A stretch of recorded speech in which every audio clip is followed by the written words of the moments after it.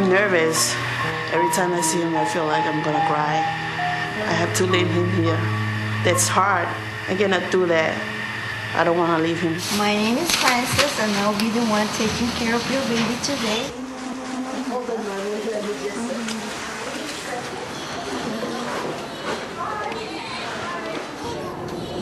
It's very hard on the families if we say the baby can't go home when mom goes home. To leave a baby here is devastating. Babies' livers aren't as strong and mature as ours. When they're in mom, the mom's liver works for them. When they're born, all of a sudden their liver has to take over, and sometimes it's just not strong enough.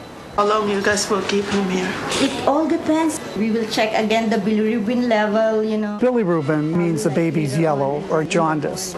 The worry is if not treated, this bilirubin can get into the brain and cause brain damage. What we're doing is phototherapy.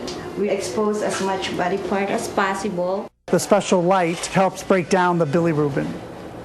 I don't want to go. I want to stay here with him. Even though they're going to feed him, they're going to change him, still, I have to stay here.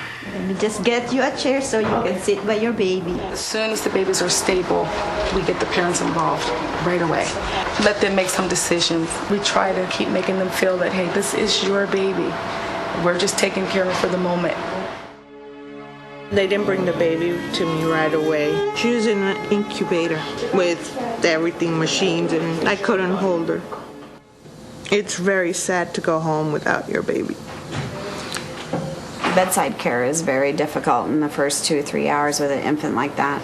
Her lungs were collapsing, and we were up at 100% oxygen. She wasn't holding her saturation. Meconium blocks the breathing tubes in the lung that lets air in but not out. With each breath, the lung gets bigger and bigger like a balloon and finally overexpands and pops.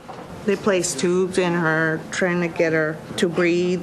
I thought I was just going to take her home. I never expected her to be sick when she was born.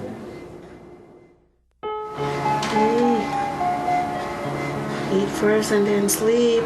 We have visitation 24 hours at all the sharp NICUs, so the parents can come anytime. It's never going to be home, but we try to make it as close to home as we can.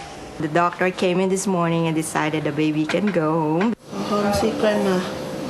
Grandma is waiting. I want him to just go to school.